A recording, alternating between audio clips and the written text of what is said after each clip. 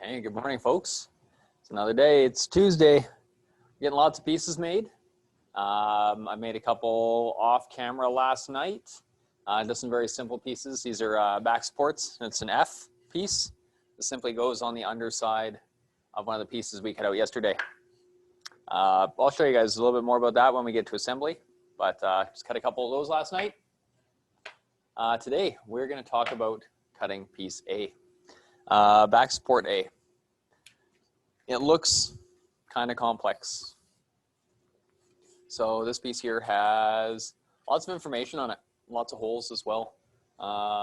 8 on the bottom and potentially more up top once we add the armrest and the armrest support. So that's going to have a bunch of holes. So a little bit of work to pay attention to at this one, but we'll get there.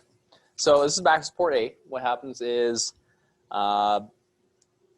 one of the small back supports that we cut yesterday goes on this on the bottom. The top one has a bigger back support, and then all of our seat slats run up the length of these. There's 2 of these, one on either side of the chair. This is what basically holds all the backside up. With this, a couple things we need to look at right here. D. Hole D, there's 4 of them. They're pilot holes, so no clearancing. So we're just going to take that drill bit and make those holes. And here we've got location of part F, mark on inside. So we need to mark an inside and an outside to this piece, whichever side you decide. And you can kind of see where things are going to be located. This is actually going to be this piece right here. And this will fit into there, and then we will support the back.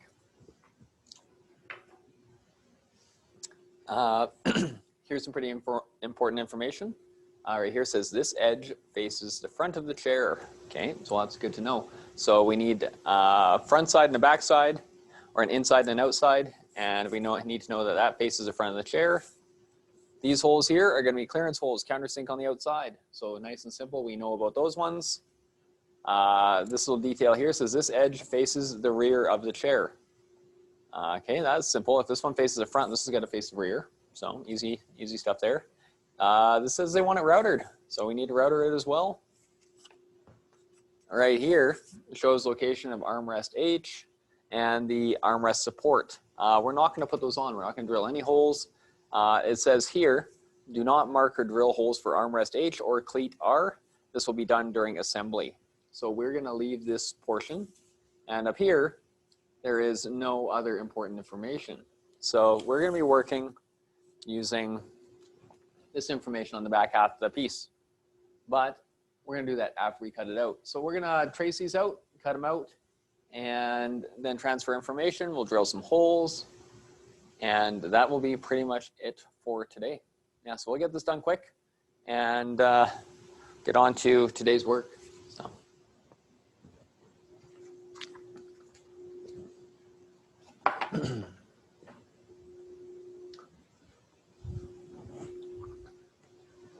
So one thing I've already done a little bit ahead of time for you guys to save time in today's video is I've traced both these pieces out.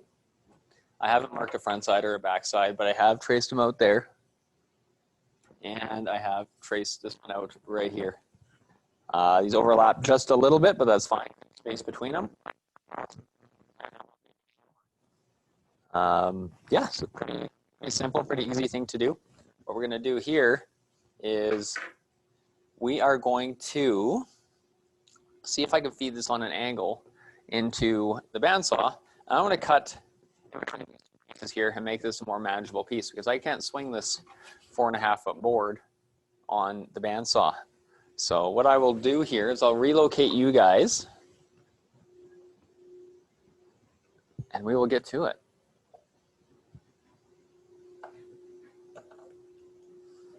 I'm always afraid I'm going to drop the camera.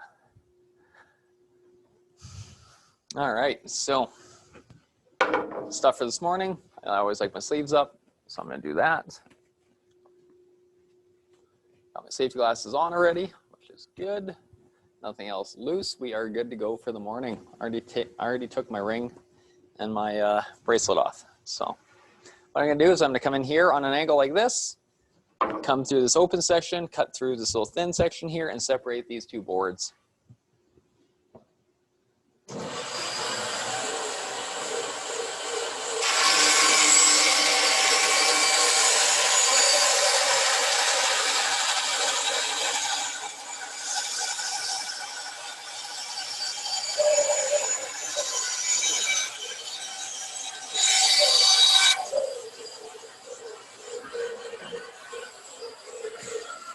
So it took a bit of a cut to do it, but you guys can see how I traced it out versus how I cut it. So if you have an overlapping section like that, that's an easy way to cut it, just to save wood. Because if I didn't overlap these, it'd be a waste of a lot of wood. So I've got larger pieces I can save now, and much easier piece to work on the bandsaw with. Oh, no worries, John. I also put a new saw blade on the bandsaw yesterday, so it's going to cut a little quicker. So I may be running these cuts a little bit slower, but it's only to be accurate. So first thing I want to do with these though is these square ends here. I'm going to cut these on the miter saw. Since we have the miter saw available to us, I'm going to take both these over there. I'm going to cut them quick, and I'll be right back with you guys.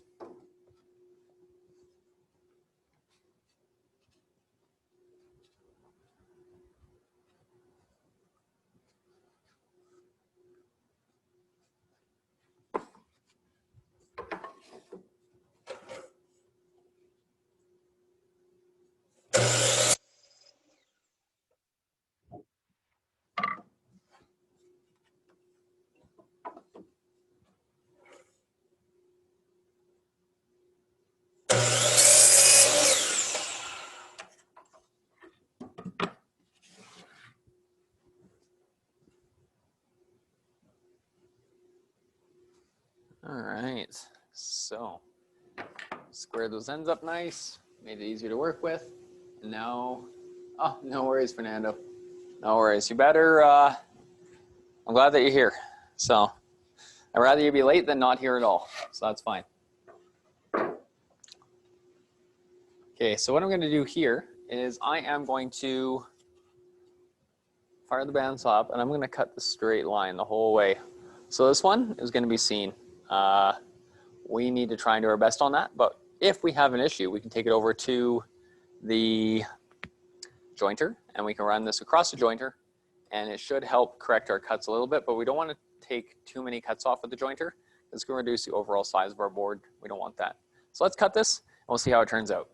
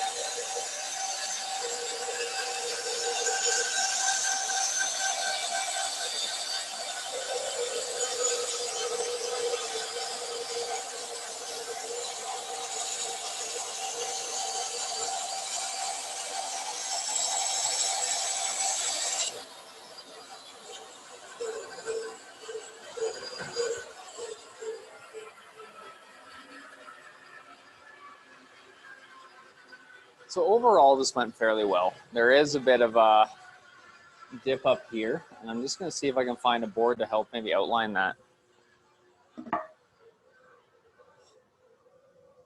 When we're looking at it like this, you can see just a couple little inconsistencies right where it doesn't meet so tight.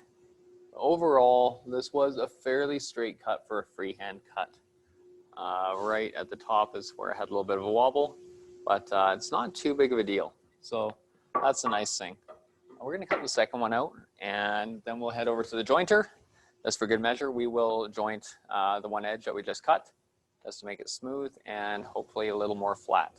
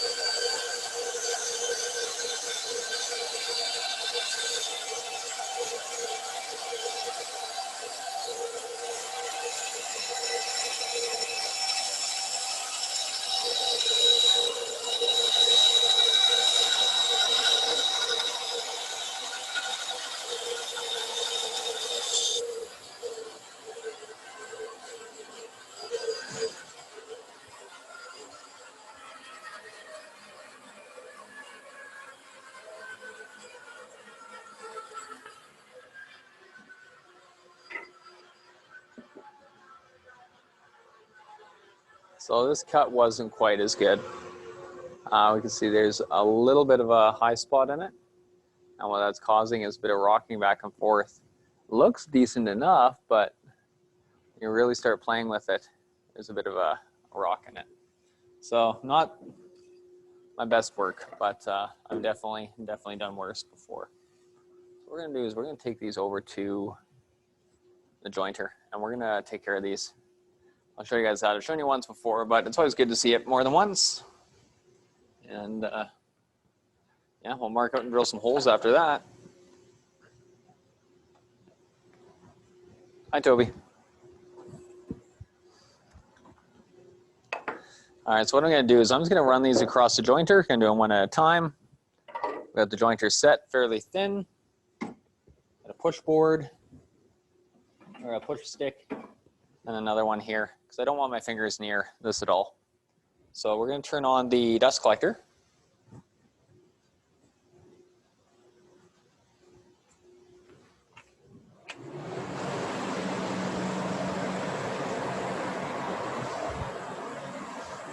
We're gonna start this up.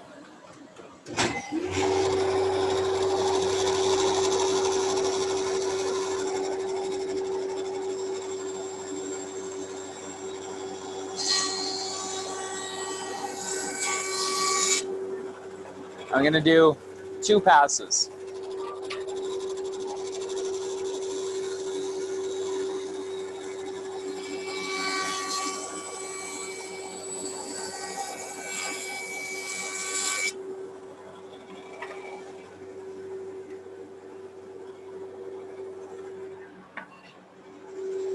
If we're doing 2 passes to one, I'm gonna do 2 passes to the second one. Just to keep things even and consistent. We don't want one board ending up being thinner and that making our chair out of square when we assemble it. So you cut one twice, you gotta cut the other one twice.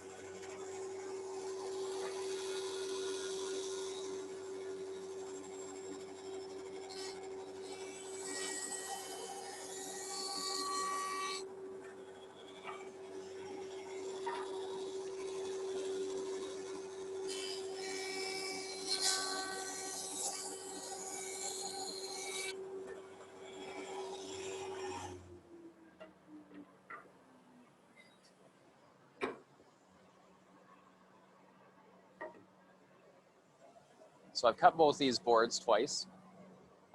Didn't quite get the whole face on both of them, but that's fine for what we're doing. We're not gonna see the top backside edge. We're gonna hide that, we're gonna router it. There's gonna be a bunch of things that will assist us in hiding our small inconsistencies. So I'm gonna turn you guys around. I'm gonna shut this off because we don't need this guy. So if you guys ever wonder where the dust collector buttons are, there's a door to the fab shop. There's a Christmas tree behind me. There are the shapers and sanders. and we'll hit off. Got no internet or not good enough internet? Well, hopefully, once this is recorded, you can tune back in later, watch the recording, and that'll give you the information you need. That's why I do that for you guys, in case that someone isn't able to make it on time or the internet wasn't quite working for them. I was trying to do people a favor with that. Nice and easy. Okay, so got a bit of a mess on the table, and I hate working in messes, so we're going to tidy this up just a little bit, and then we are going to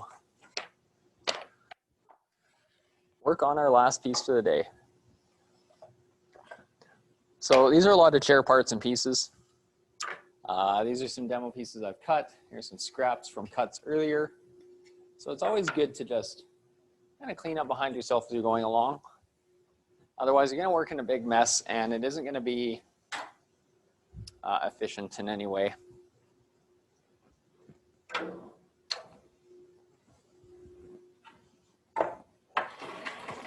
So I do have some pieces here I'm going to cut later. I'll just set those aside. But now I've got a bit of space to work here on the table. We're going to work with these pieces and this template. The seat slat N here I'm going to move. I don't need it. Put it with the seat slats and with the other template pieces that we've already cut. All right, so since the tape measuring square there, I don't need those for this part. But what I do need to do is I do need to figure out an inside, an outside, a front, and a back. So we're going to mark those right away on these boards, just so we have them laid out and we don't miss a step and do something backwards or incorrectly. These have to be done in a pair as well. So what I like to do is I like to line up the back edges square against each other. That gives me two nice pair-like pieces. So we're going to mark out pilot hole D, and that is 4 small holes right on the back of this. So we're going to place this on our material.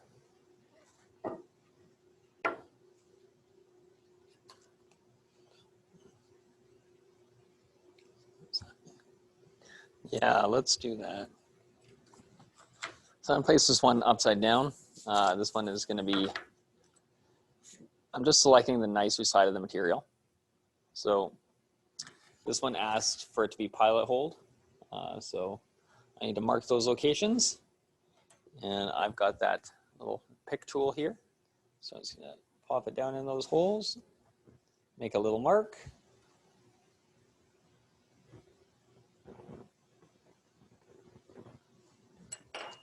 Now what I'm going to do is just circle them right away and write PH beside them. PH. That just helps me know that they're pilot holes. With these ones, it says mark on inside. So if I'm marking on inside, I actually need to flip this board because I'm going to write outside on this board. And I'm going to just do it right here in the middle. I'm just going to write OS, O/S for outside, and IS on the inside, I/S. That keeps that organized. What I need to do now is mark out location for part F and the other backrest. So it says mark on inside, countersink outside. So that is going to be, do the outside ones nice or first. That's part B, 2 hole locations. If this is the outside, I actually have to flip this one face down. And I did that so I had a nicer section of material on the outside here. So I'm going to poke those 2 holes.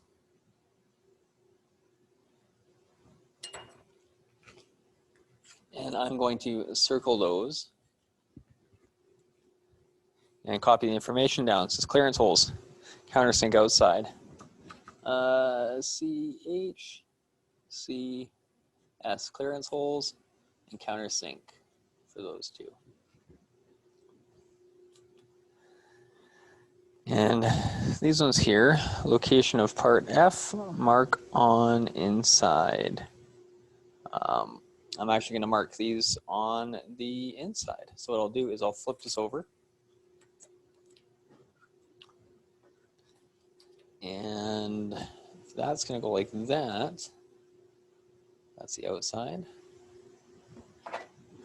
Sometimes I get confused a little bit, but that's fine as long as we are getting this right. That, if that was like that, then this should be like this. There we go. This is a step that I wanted to give an entire lesson for, just because it can be a little confusing, especially since we're flipping or working with an inside and outside of front to back. We need to have all of our information in the proper spots. And what it does here is it doesn't give me what type of hole this is. So I'm going to go right over to the next hole beside it for part B, since I know they're going to be attached in a similar fashion. It says clearance holes, countersink outside. So what we'll do is we'll flip this back over because that's the inside. I've marked out that out. Flip this over and we'll mark those last two holes out. And we will use the information on the sheet to mark those.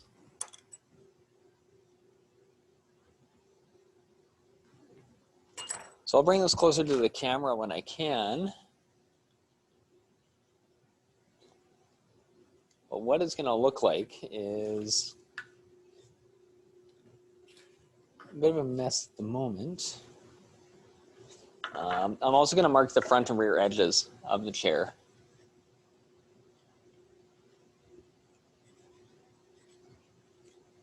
So what I've done here is I marked this edge and the back edge here.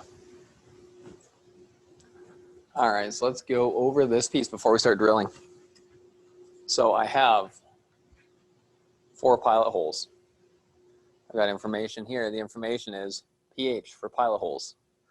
Right here, might be hard to see, I have 4 more holes. So I've got a hole here, a hole here, a hole here, and a hole here. Those are all clearance holes of the countersink. So just the countersink bit we're talking about. So we're going to use that on those holes. I did mark this as the outside, so that's how I keep that. The OS means outside. FOC and ROC is front of chair, rear of chair. So that's how I'm keeping this board organized. I do pretty much all my work on the outside. On the inside, all I've done is written inside. And the reason why I flipped this board around to make this the inside is because on this edge here, I have this came from the outside piece of a tree, and this is where the bark was and then came off. So we haven't cut this thin enough to get rid of this, but I can hide this by turning it towards the inside of my chair so nobody sees it. So that's why we've done that. So what we're going to do is we are going to clearance and pilot hole this piece. Then what I'm also going to do is I'm going to, we'll start with that for now. We'll see where this video ends up. I don't want to be too long today.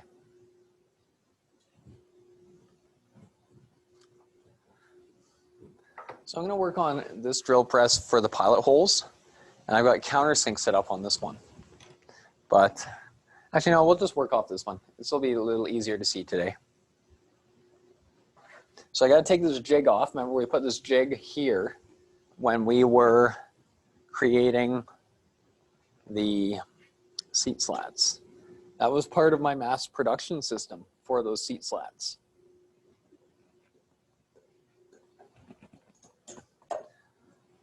So that jig, you guys will remember that probably. Very useful tool, but I'm done with it. I've drilled the seat slats I needed. So I'm not going to get rid of it though. I am going to set it aside because this is completely reusable, and it is just good practice to have things like this around. I know we're going to be creating a bunch more of these seats, and these seat slats, there's a dozen per chair. If we're making 10 chairs, that's 120 pieces, 240 measurements, or 480 lines if you're drawing each X and Y axis for each piece. So that is quite a bit of drawing, quite a bit of work for the combination square. So to save that, we're going to keep this piece When we go to use it again, we'll have to set it up. We'll make sure things are in its proper place, but it will be a much faster process. So instead of thinking about all those lines you got to cut, we can just use a system like that, or not cut, lines you have to draw. We just use a system like this to make life easy for us.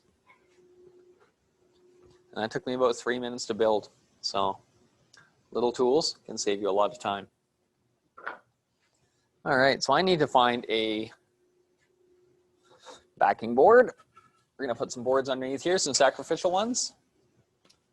And I've got 4 clearance holes I'm gonna drill. So we're gonna do that this morning. And then we'll change it over to a pilot hole. We'll drill the pilot holes. So I'm gonna set this up where I want it.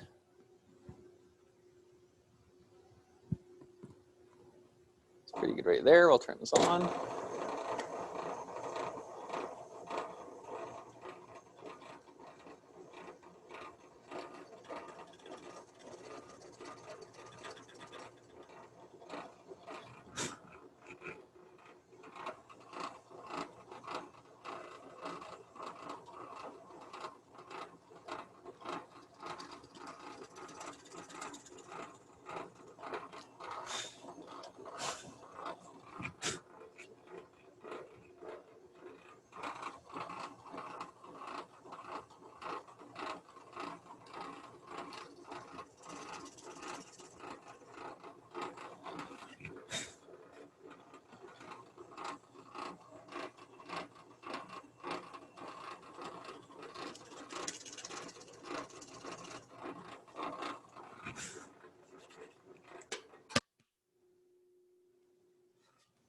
All right, so I've got those 4 drilled out for you. Now we're gonna switch over to a pilot hole. Key with pilot holes, they have to be smaller than the shank of the screw, or approximate size to the shank of the screw you're working with. You want those spiral flutes on the screw to be able to fully grip the wood. So you don't want the hole any bigger than the shank of that screw, because you want 100% grip on those flutes. Smaller is okay, bigger is not. But don't go too much smaller, because you're still gonna be forcing and stretching that wood, and you don't want it to split apart.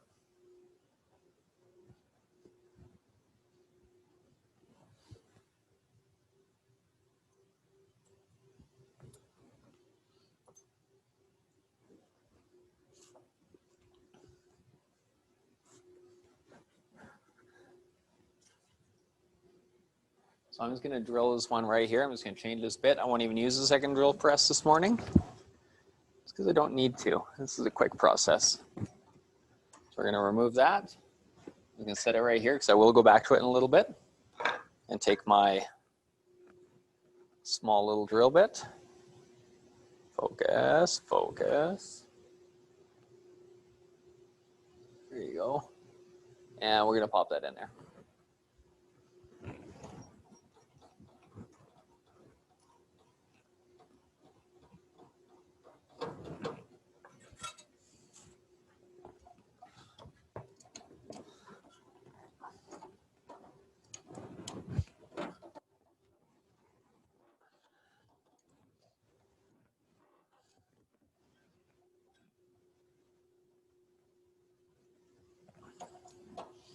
All right, that's in there pretty good. Nice and straight. I always give the drill press a spin sometimes, just to make sure that things are in place. It wasn't quite as tight as I thought it was, so we'll tighten it up. But it looks like it's in a good position. So we'll get those 4 pilot holes done. Let's do that right now.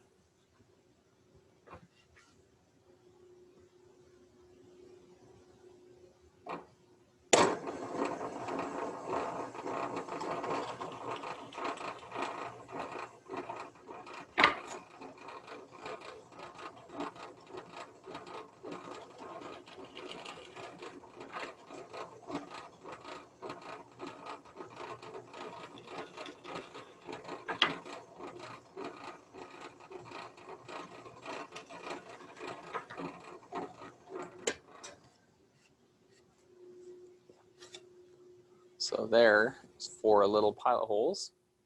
2, 3, 4. Those 4 there. There were no other holes I needed to drill on this piece here. That is the front side. This is the back side. There's nothing I need to do on the back side. I do need to mark a piece out once I start doing assembly. But for this piece, what's left is routering. And this indicates that two edges, this edge and this edge, are going to be routed. We don't need to do any routering down here or at the top.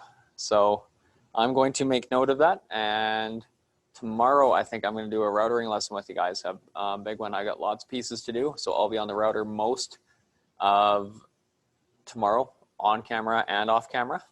But when working with these, we really need to pay attention that we have both pieces matching. I've only cut one and drilled one piece today, but if you take both your pieces, set them up side by side, that needs to be a pair, a mirror pair.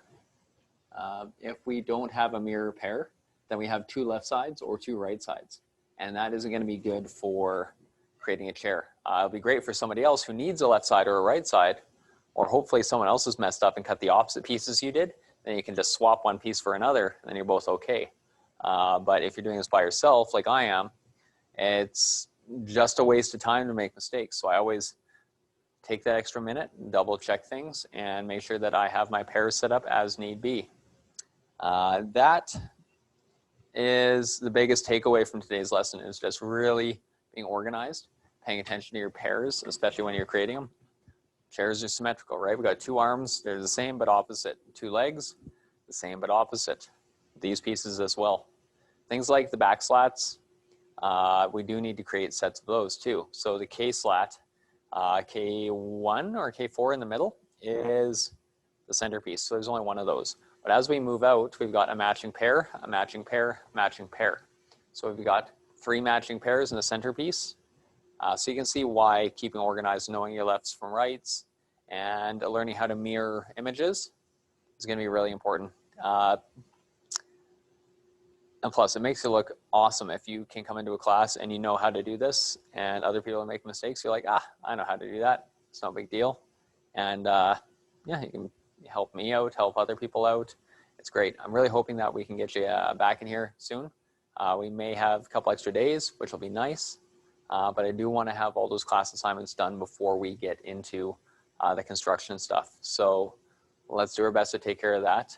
As a bit of a gift today, I haven't prepared any quizzes for you. So that is a nice thing. But I do expect you to take care of something outstanding, either in my class or another class. If you've got outstanding stuff in my class, please take care of it. If you're up to date in my class, and I would like you to go to one of your other classes and start taking care of something you have there. A lot of people are struggling with the online learning, and I understand it. I'm struggling with the online teaching. But we need to have marks to assess things. Teachers are available for you. Emails, Skype calls, Zoom, whatever it might be, they will help you. Same thing, if you need help from me, let me know. We'll set something up. If you want to talk to me in the chat, you want to talk to me in an email, you want to set up our own meeting, we can do that. I can help you out. And if it's a real dire kind of situation, I can even get you in here for a day. We can work together on the bookwork that we need, the quizzes, the concepts, get you caught up, and then get you right back home. So those are options that we have here, guys. I just want to make sure that everybody is kind of up to speed before the Christmas break, because once you get into break mode, you're not going to do anything. I won't do anything. This is how I work. I know myself. So I make sure that I have everything done before the break, so I'm not behind in the new year. I don't want to start the new year off being behind. It's not the good way to do things. So thank you much for today, guys. I appreciate it. If you haven't, please drop your name in the chat. I seem to have 22 people in here, which is awesome. I think that's a full class today. That is fantastic.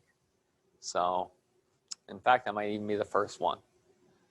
So, thank you, everyone. Have a great day. Stay warm, stay dry, stay healthy. Complete your homework. Do good things. Be good people. And just, yeah, have a great day. I appreciate it, everyone. I really do.